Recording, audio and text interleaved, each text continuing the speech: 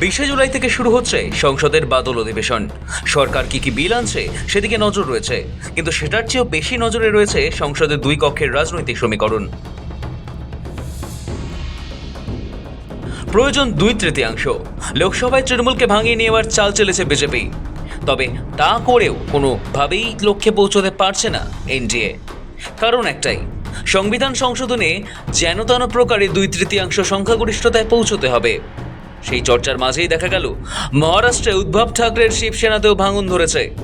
উদ্ধব শিবিরের 9 জন সাংসদের মধ্যে 6 জনই দলের বিরুদ্ধে গিয়ে বিদ্রোহ ঘোষণা করে দিয়েছে। এই পরিস্থিতিতে নিঃসন্দেহে ধীরে ধীরে শক্তি বৃদ্ধি হচ্ছে এনডিএ শিবিরের। আগামী 20 জুলাই থেকে শুরু হচ্ছে সংসদের বাদল অধিবেশন। সূত্র বলছে 3 সপ্তাহের বেশি সময় ধরে অধিবেশন চলবে। সব ঠিক থাকলে 13 আগস্ট পর্যন্ত অধিবেশন চলার কথা। সব মিলিয়ে মোট 19টি অধিবেশন বসবে সংসদের দুই কক্ষেই। কেন্দ্রের নরেন্দ্র মোদী সরকার এই অধিবেশনে একাধিক গুরুত্বপূর্ণ বিল আনতে চলেছে। নিঃসন্দেহে সরকার কি বিল আনছে সেদিকে নজর রয়েছে গোটা দেশের রাজনৈতিক মহলের, কিন্তু সেটার চেয়েও বেশি নজরে রয়েছে সংসদের দুই কক্ষের রাজনৈতিক সমীকরণে, বিশেষ করে লোকসভায়। কারণ বাজেট অধিবেশন থেকে বাদল অধিবেশন পর্যন্ত মাঝখানের এই 3 মাস সময়ে জাতীয় রাজনীতি আমূল বদলে গিয়েছে। একাধিক দলে ভাঙন ধরেছে, একাধিক দলের জোট বদল হয়েছে। ফলে লোকসভায় সাংসদদের বসার জায়গা এবার অনেকটা অন্যরকম হবে। ওলটপালট হবে লোকসভা। শাসক বিরোধীর সংখ্যায় বিরাট পরিবর্তন আসবে। নতুন জোট, বিভিন্ন দলের ভাঙন, নতুন বসার ব্যবস্থায় বাদল অধিবেশনের সমীকরণই বদলে যাবে। শাসক বিরোধীর সংখ্যায় বদল, লোকসভায় তৃণমূলে ভাঙন। দুই অধিবেশনের মাঝখানে এই 3 মাসে জাতীয় রাজনীতির সবচেয়ে পরিবর্তন হয়েছে বাংলায়। রাজ্যে শুধু যে পালাবদল হয়েছে তাই নয়, তৃণমূল কংগ্রেসের বিরাট ভাঙন ধরেছে। তৃণমূল কংগ্রেস ভেঙে খণ্ড খণ্ড হয়ে গিয়েছে। তৃণমূলের 28 জন সাংসদের মধ্যে 20 জন দলের নেতৃত্বের বিরুদ্ধে অনাস্থা প্রকাশ করে কার্যত অস্তিত্বহীন দল ন্যাশনাল সিটিজেন্স পার্টি অফ ইন্ডিয়ার সঙ্গে সংযুক্তিকরণের প্রস্তাব দিয়েছেন। ওই নতুন দল সমর্থন করবে এনডিএকে। পাল্টা ওই 20 সাংসদের পদ খারিজের দাবি জানিয়েছে কালীঘাট তৃণমূল।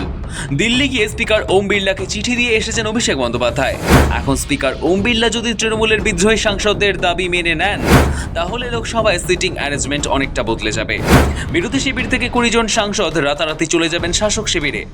মহুয়া মৈত্র, অভিষেক বন্দ্যোপাধ্যায়, কল্যাণ বন্দ্যোপাধ্যায়রা যে জনা কয়েক তৃণমূলের মূল অংশের সঙ্গে রয়েছেন, তারা আরও খানিকটা সময়ের সারিতে চলে আসতে পারেন।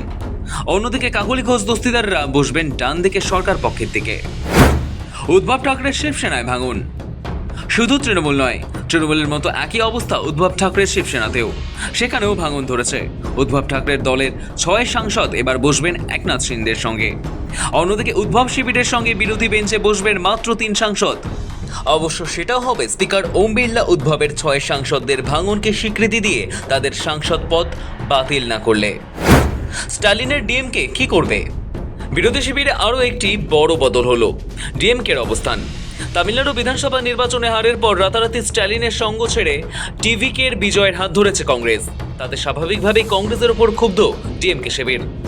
ডিএমকে স্টালিনরা সিদ্ধান্ত নিয়ে ফেলেছেন, আর যাই হোক কংগ্রেসের সঙ্গে বসবেন না। এই নিয়ে স্পিকারকে চিঠিও দিয়েছেন তারা। এখন স্পিকার যদি ডিএমকের আলাদা বসার ব্যবস্থা করেন, তাহলে বিরোধী শিবির আরও দুর্বল হবে। তবে ডিএমকে সরকারিভাবে ইন্ডিয়া জোট ছাড়লেও তারা তামিলনাড়ুতে স্টালিনের সঙ্গে ছিলেন, তারা কংগ্রেসের সঙ্গ ছাড়েননি। ফলে সিপিআই, সিপিএম, ভিসিকে, আইইউএমএল এর মতো দলগুলির সাংসদরা ইন্ডিয়া জোটের সঙ্গেই বসবেন।